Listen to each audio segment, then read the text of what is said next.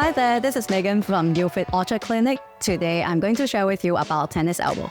Tennis elbow, or technically we call it lateral epicondylalgia, refers to a painful condition at the origin of the wrist extensors. Painful conditions at the origin of the wrist flexors will have pain in the medial elbow. In layman terms, it is called golfer's elbow, or medically we call it medial epicondylalgia. If pain location is outside tendon origin, it is unlikely a tennis elbow. There are less common causes. It can be triceps tendinopathy, synovitis, which is the inflammation of the joint, bursitis, which is the inflammation of the bursa, which normally reduces the friction between the tendon and the bony prominence. So what causes tennis elbow? In the past, it was believed that the condition is inflammation in nature, which can happen in acute and reactive tendons after overuse. Symptoms will include swelling and thickening of the tendon, like how we tear the soft tissue. However, more often we see tendons in disrepair and degeneration in the clinic. This involves breakdown of the collagen fiber, as well as new blood vessels and nerve generation in the tendon.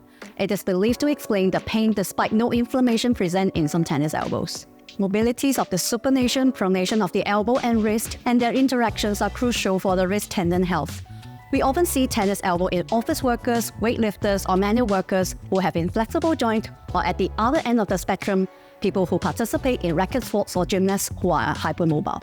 So what can you do if you have tennis elbow? In most cases, the treatment aim is to relieve pain, restore local tissue function, and regain full grip strength without provocation of lateral elbow pain.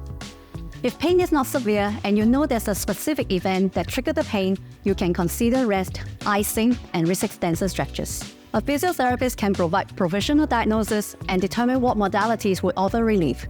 Treatment could include joint mobilization and manipulations, soft tissue releases to both wrist extensors and wrist flexors, which can be surprisingly tight.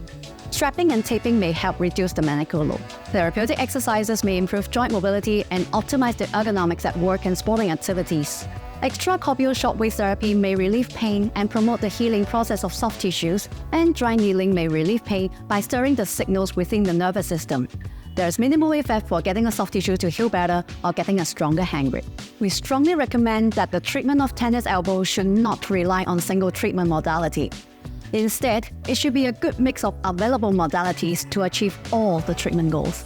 So when should you seek medical advice? When the pain is causing weakness of the hand grip or significantly impacting your daily or sporting activities, when there are neurological symptoms, or when elbow range of motion is either restricted or giving way, which is hyperextension. Some final things to note. Physiotherapists may need to assess and treat the shoulder joint and wrist joint if the wrist extensor tendon is overused. When we see the victim is at the elbow, the culprit can be from the joint above or the joint below. It is unlikely that you need any surgical repair if you have tennis elbow. Finally, if you just leave tennis elbow alone, you can still recover well after 1 to 2 years from onset. But why should you wait?